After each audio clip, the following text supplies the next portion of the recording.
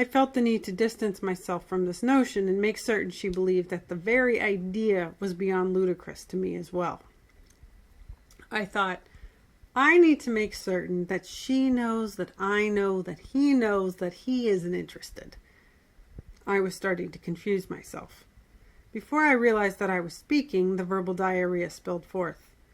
Oh, we're not together. I mean, we're sitting together, and we came together, but obviously we're not together. How could we be together? I'm probably never going to see him again. After today. We're not even friends. I don't even know him. I mean, not really. I inclined my head towards her, and a small laugh burst from my lips. Can you even imagine? It'd be like the Planet of the Apes. He's Charlton Heston with all the muscles, and I'm the girl ape.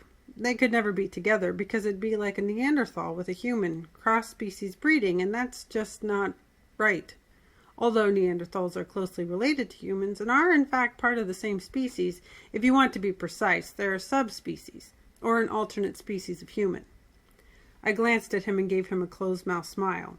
I categorically hoped it duly conveyed confidence and cheerful ambivalence to the obvious disparity in our compatibility. His eyes, however, narrowed as they watched me.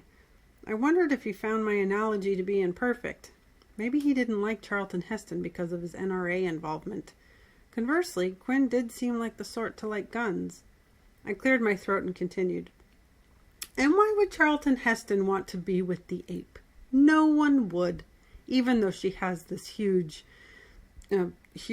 brain. Vicky blinked at me and looked at Quinn. Where did you meet this one?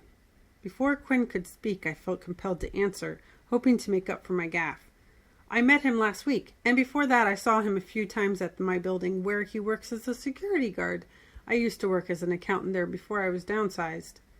Vicky's unibrow crinkled over her nose until it came to a point. A security guard?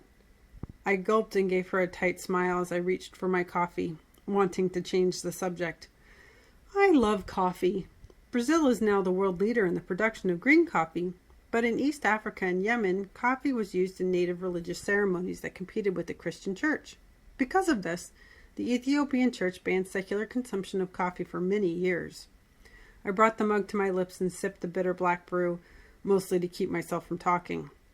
The coffee burned my tongue. I ignored it. Coffee. Vicky's eyes moved between Quinn and me, her unibrow still suspended on her face.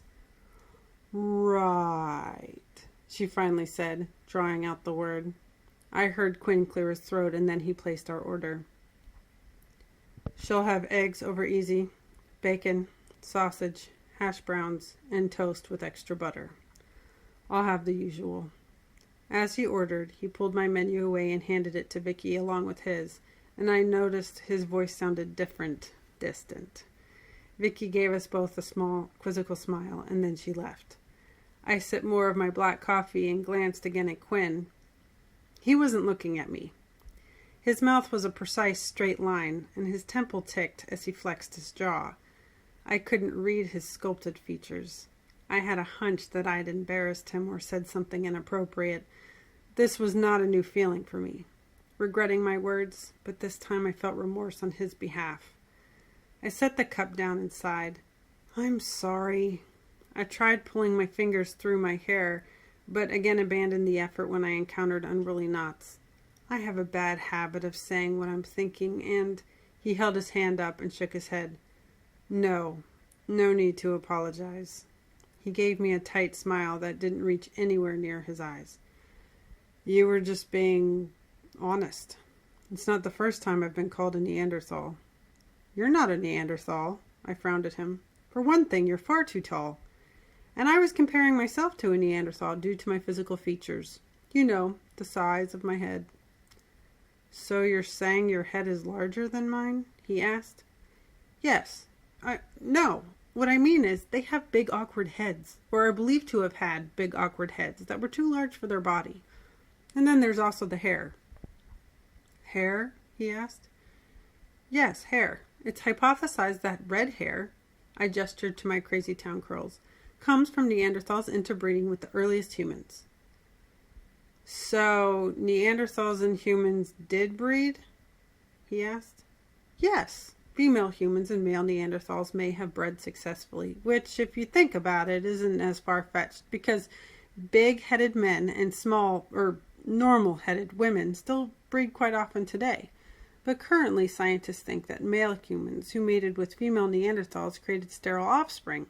They believe this because there's a lack of Neanderthal mitochondrial DNA present in modern humans.